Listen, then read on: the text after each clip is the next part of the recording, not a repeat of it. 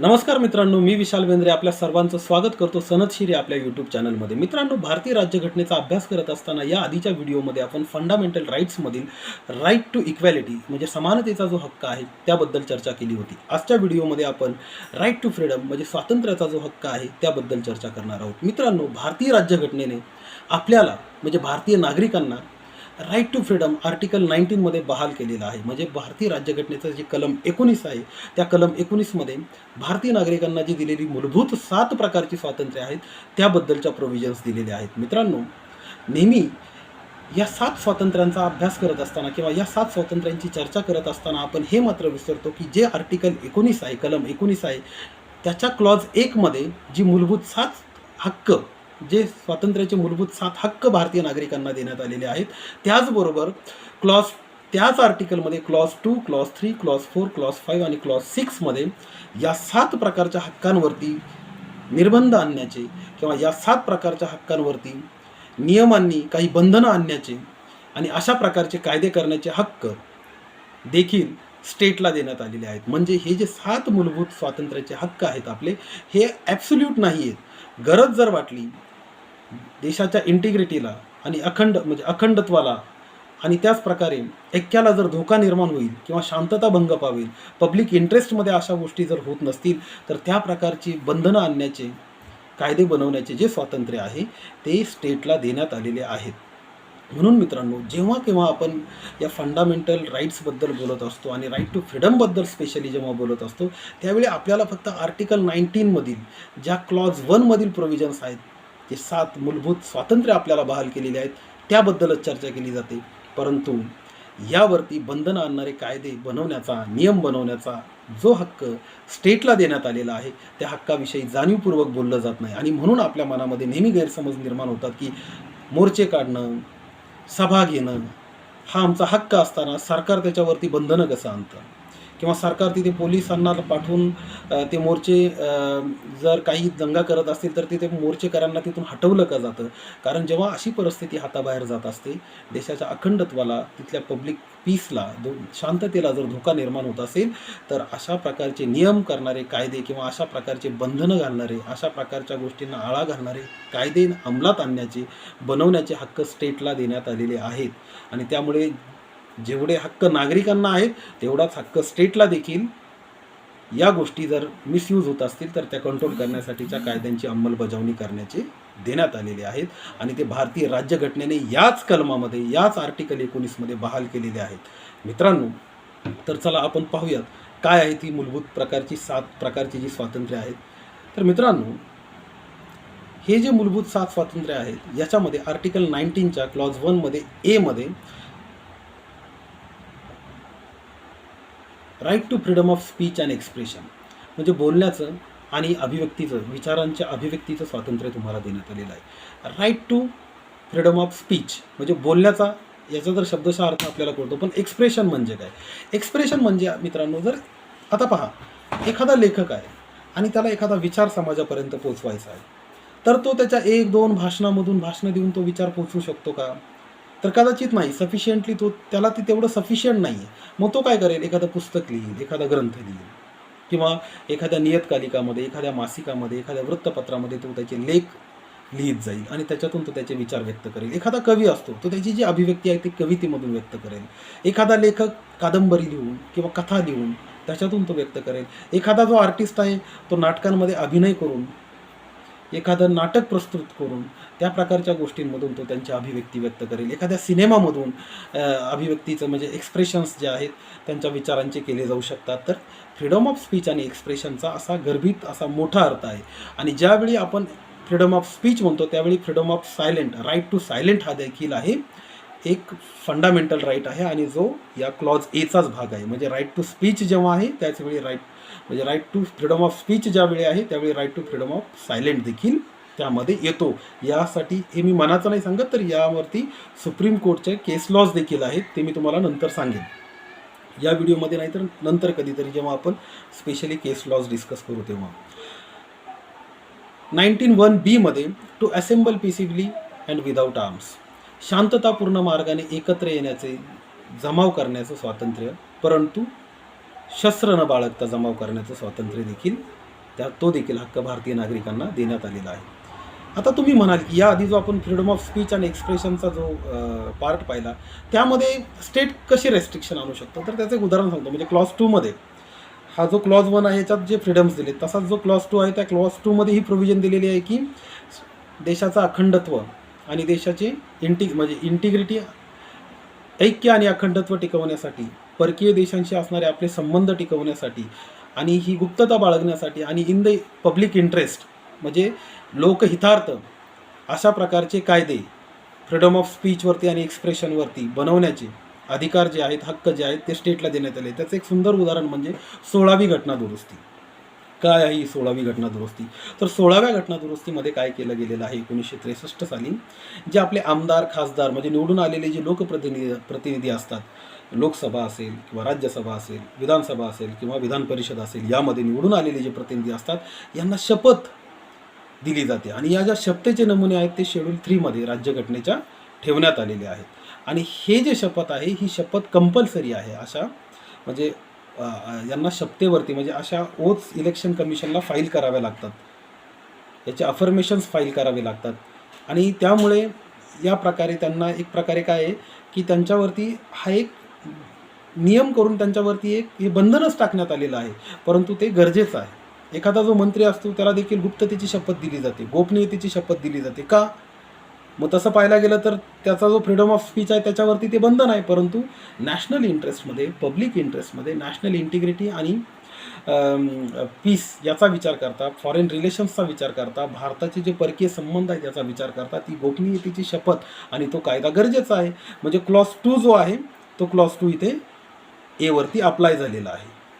बरोबर आहे. त्याचप्रमाणे जो बी आहे right to assemble peacefully and without arms, शस्त्रास्त्र न बाळगता जमाव करण्याचं जे स्वातंत्र्य आहे तुमच्या मागण्या मांडण्यासाठी ते तिथे दिलेलं आहे.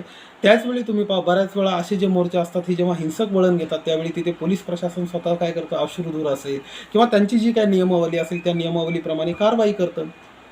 म्हणजे कलेक्टर्स जे आहेत ते त्यांना ऑर्डर देतात, कलेक्टर जमावबंदीची ऑर्डर देतात. मग अशा प्रकारचे जे नियम आहेत ते नियम काय आहेत तसं पाहायला गेलं तर असेंबल पीसीबीलीच्या कॉन्ट्राडिक्शनमध्ये आहेत. तरी पण स्टेटला ते क्लॉज 3मध्ये त्या पॉवर्स देण्यात आलेल्या आहेत की हा जो बी आहे हा जर अयोग्य प्रकारे वापरला जात असेल तर त्या संबंधीचे जे कायदे आहेत त्यावरती बंधन आणण्याचे ते तुम्ही करू शकता. जो क्लॉज सी आहे त्यामध्ये to form associations or unions or cooperative societies. मित्रांनो 97वी घटना दुरुस्ती झाली आणि त्या 97व्या घटना दुरुस्तीने 2012 साली हे जे असोसिएशन फॉर्म करण्याचं आणि युनियन फॉर्म करण्याचं जे नागरिकांना मूलभूत स्वातंत्र्य दिलेलं आहे, स्वातंत्र्याचा जो हक्क दिलेला आहे, त्याचबरोबर कोऑपरेटिव्ह सोसायटी फॉर्म करण्याचा देखील हक्क यामध्ये जोडण्यात आलेला आहे 97व्या घटना दुरुस्तीनुसार. To move freely throughout the territory of India, D म्हणजे भारतीय भूमीमध्ये तुम्ही फ्रीली म्हणजे मनमोकळेप्रमाणे मुक्त संचार करू शकता. हा जो हक्क आहे हा देखील 19(1)च्या डीमध्ये भारतीय नागरिकांना बहाल करण्यात आलेला आहे. आता पहा मित्रांनो, जेव्हा आपण म्हटलं की असेंबल पीसफुली विदाऊट आर्म्स म्हणजे आपण म्हणू की शांततापूर्ण मार्गाने आम्ही जमा होऊन तिथे आंदोलन, मोर्चे करणं आमचा हा हक्क आहे. पण त्याचवेळी नागरिकांना पूर्ण भारतामध्ये मुक्त संचार करण्याचा देखील हक्क आहे. मग जर तुमच्या हक्कामुळे तुमच्या त्या असेंब्लीच्या किंवा तुमच्या त्या मोर्चा आंदोलन करण्याच्या हक्काच्यामुळे तुम्ही जर इतर नागरिकांचा हा जो right to move freely throughout the territory of India हा हक्क हॅम्पर करत असाल तर स्टेटला पॉवर देण्यात आलेली आहे किंवा स्टेटला तोही हक्क देण्यात आलेला आहे की तुम्हाला अशा प्रकारची गर्दी होऊ न देण्यासाठीचे नियम करता येतील, अशा प्रकारचे कायदे तुम्हाला करता येतील. त्यामुळे राईट टू फ्रीडम हा ॲब्सोल्यूट नाही आहे. चर्चा करत असताना फक्त राईट टू फ्रीडमबद्दल चर्चा केली जाते, त्यावरील बंधनं आणण्यासंबंधीचे जे कायदे आहेत ते कायदे आणण्याचा जो स्टेटला हक्क देण्यात आलेला आहे त्याबद्दल बोललं जात नाही. म्हणून या सर्व गोष्टीचा विचार करत असताना आर्टिकल 19 मधील फक्त क्लॉज 1च न पाहता क्लॉज 2, 3, 4, 5 आणि 6 देखील पाहायला गेला पाहिजे, वाचला पाहिजे. आता हा जो क्लॉज ई आहे पुढे, या क्लॉज ई मध्ये to reside and settle in any part of the territory of India, भारतीय भूमीच्या कोणत्याही भागामध्ये तुम्हाला वास्तव्य करण्याचा आणि परमनंटली सेटल होण्याचा देखील एक हक्क देण्यात आलेला आहे, स्वातंत्र्य देण्यात आलेलं आहे. पण मित्रांनो याला देखील तुम्ही जर पाहिलं क्लॉज 5मध्ये प्रोव्हिजन देण्यात आलेली आहे की शेड्यूल ट्राईबच्या इंटरेस्टसाठी जर स्टेटला असा एखादा कायदा आणावा वाटत असेल की जो शेड्यूल ट्राईब्सच्या हिताचा विचार करता हे जे right to reside in any part of territory of India याच्यावरती कायदेशीर बंधनं आणली जातील, तर ते करण्याचा हक्क, तसा कायदा बनवण्याचा हक्क स्टेटला याच आर्टिकलमधील क्लॉज 5ने दिलेला आहे. काय आहे तो हक्क? तर मित्रांनो, जे आदिवासी भाग असतात या भागामध्ये ज्या जमिनी असतात या जमिनी आपल्या सामान्य जमिनींसारख्या कोणत्याही नागरिकाला विकता येत नाही. तर त्याच्यावरती काय करण्यात आलेले आहेत, नियम करण्यात आलेले आहेत की त्या जमिनींचं हस्तांतरण कोणाला आणि कोणत्या परिस्थितीत केलं जाऊ शकतं.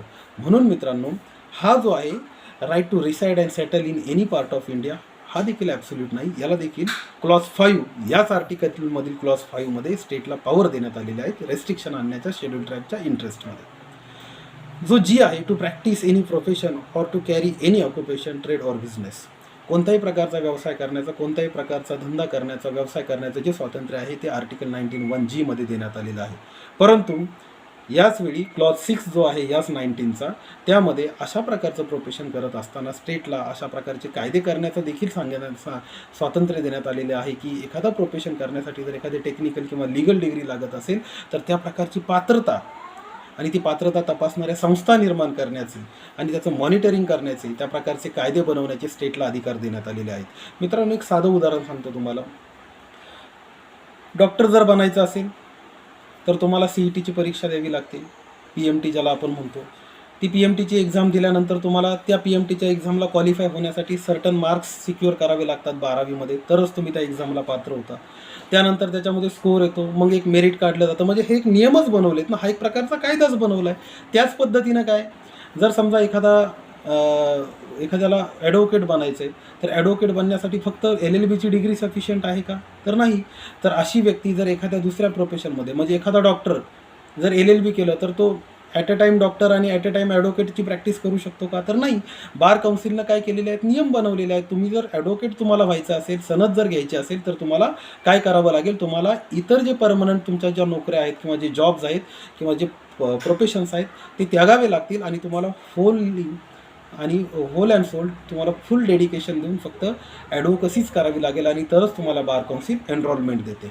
म्हणजे काय, तर अशा प्रकारचे जे नियम करण्याचे जे अधिकार आहेत, जरी तुम्हाला कोणत्याही प्रकारचा व्यवसाय वगैरे करायचं स्वातंत्र्य, नोकरी करण्याचं स्वातंत्र्य किंवा कोणत्याही प्रकारचा धंदा व्यापार करण्याचं स्वातंत्र्य भारतीय राज्यघटनेच्या आर्टिकल 19G दिलेले आहे, त्याचवेळी भारतीय राज्यघटनेच्या आर्टिकल 19(6) या संबंधीचे नियमन करण्याचे, कायदे करण्याचे जे स्वातंत्र्य आहे ते स्टेटला दिलेलं आहे. मित्रांनो, जर विचार केला तर हा जो राईट टू फ्रीडम आहे यामधील फक्त आपण आर्टिकल 19(1) मध्ये असणाऱ्या ABCDEFG याच प्रोव्हिजन आपण पाहत असतो. आणि यामध्ये आणखीन एक गोष्ट सांगायची राहिली की F जो आहे, Fमध्ये right to acquire, possess and dispose of the property, संपत्ती जमवण्याचा, तिचा विल्हेवाट लावण्याचा आणि संपत्ती कमवण्याचा जो हक्क फंडामेंटल राईट म्हणून होता तो 44व्या घटना दुरुस्तीनं ओमिट करण्यात आलेला आहे आणि त्याला लिगल राईटमध्ये कन्वर्ट करण्यात आलेलं. त्यामुळे प्रॉपर्टी संबंधीचा हक्क म्हणजे 19(1) मधला जो हक्क आहे तो सध्या फंडामेंटल राईटने, जे 7 मूलभूत स्वातंत्र्याचे हक्क होते, आता 6च आहेत.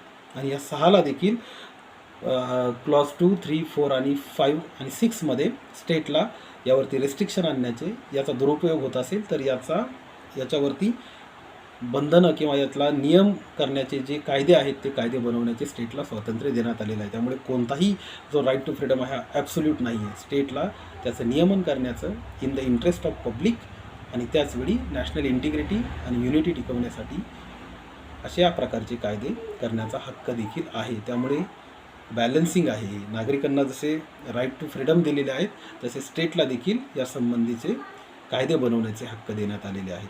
मित्रांनो, कसा वाटला तुम्हाला आजचा हा व्हिडिओ? राईट टू फ्रीडमबद्दल जे काही आज मी तुम्हाला सांगितलं ते तुम्हाला समजलं का? नक्की कमेंट करून मला कळवा. आणि इतर काही आणि इथून पुढचा जो टॉपिक आहे, म्हणजे इथून पुढचे जे काही फंडामेंटल राईट्स किंवा कॉन्स्टिट्यूशनचा जो पार्ट आहे तो आपण इथून पुढच्या व्हिडिओमध्ये कंटिन्यू करणारच आहोत. तर चला भेटूयात पुढच्या व्हिडिओमध्ये. स्टे ट्यून विथ सनद शिरे. धन्यवाद मित्रांनो.